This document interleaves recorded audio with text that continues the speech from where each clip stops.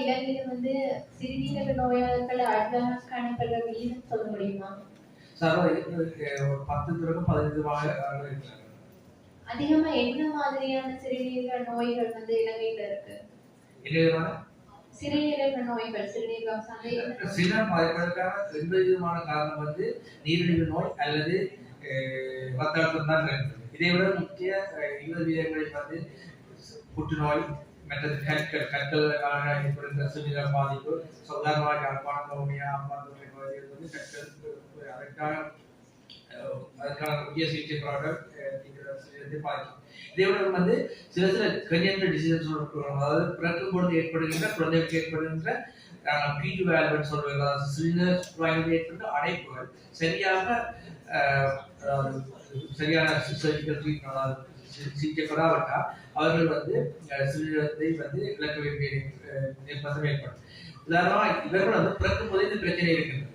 அவர்கள் பிறக்கும்போது செய்யப்பட்டு சிறுநீர் கழிக்கும் போது அழுகின்றார் அல்லது அவர்களுடைய சிறுநீரகம் வந்து ஃபாஸ்டாக நல்ல ஸ்ட்ரீம் நல்லா இருக்காங்க போகாவிட்டால் நாங்கள் வந்து ஒரு சத்திர சிகிச்சை நாடி வந்து அவருடைய சாதாரண சின்ன ஒரு ஸ்கேன் அல்ட்ராசவுண்ட் ஸ்கேன் செய்ததன் மூலமாக நாங்கள் வந்து பிரச்சனையை அறிந்து கொண்டு உரிய சிகிச்சை அளிக்கிறோம். இப்ப நீங்க சொன்னீங்க அந்த அடையாளம் காணப்பட்டுள்ள பகுதிகள், அதாவது சிறுநீரக கற்கள் நோயாளர்கள் அடையாளம் காணப்படுற பகுதிகள்ல வந்து நோய் தடுக்கிற விதமா ஏதாவது செயற்திட்டங்கள் வந்து முன்வைக்கப்பட்டிருக்கா? செயற்திட்டங்கள் என்று இல்லை, ஆனால் நான் எங்களுக்கு வந்து நோயாளிகள் வரும்போது அவர்கள் வந்து நாங்கள் ஆலோசனைகளை கொடுக்கிறோம். திரும்பவும் அவர்கள் வந்து அதே விதமான கற்களை உருவாகாமல் தடுப்பதற்கு. ஆனால் முட்டாக தடுக்கணும். சில பேருக்கு வந்து பல பேர் இப்போ பெரும்பான்மையானவர்கள் வந்து நீர் திரவ ஆகாரங்கள் எடுப்பது அளவு குறைவதனால் தான் கற்கள் ஏற்படுகிறது. ஆனால் சில பேர்களுக்கு வந்து பரம்பரை நோய்கள் காரணமாக வந்து சில கற்கள் ஏற்படலாம். மற்றது கிணற்றில் பாய்கள் உதாரணமாக ஹாட் வாட்டர் சொல்லுறது கிணற்றில் உதாரணமாக யாழ்ப்பாணம், வவுனியா, அம்பாந்தோட்டை அந்த கிணற்றில் வந்து ஹாட் வாட்டர் கால்சியம் அளவு வந்து கூடுதலான காரணம். அப்படியான நீரை வந்து எடுப்பதன் மூலம் வந்து கற்கள் ஏற்படுவதற்கான வாய்ப்புகள் வந்து கூடுதலாக இருக்கு. இதை விட வந்து சில வேளைகள் வந்து வயது வந்தவர்கள் வந்து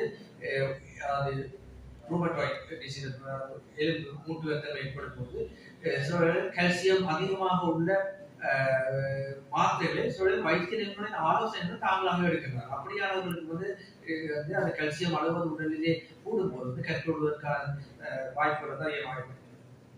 இலங்கையில வந்து என்ன விகிதாசாரத்துல இந்த நோய் நிலைமை இருக்கு இப்போது? சாதாரண உண்மையாக சொல்றால் நான் சரியான ஒரு விகிதாசாரம் எங்களுக்கு தெரியாது. ஆனால் வந்து கற்களால் வந்து ஒரு இலங்கையில 100க்கு 5 6 நாட்கள் வந்து கற்களால் பாதிக்கப்படுகிறார்கள். அவருடைய வாழ்க்கை காலத்தில் ஏதாவது காலத்தில் வந்து கற்களால் பாதிக்கப்படுகிறார்கள்.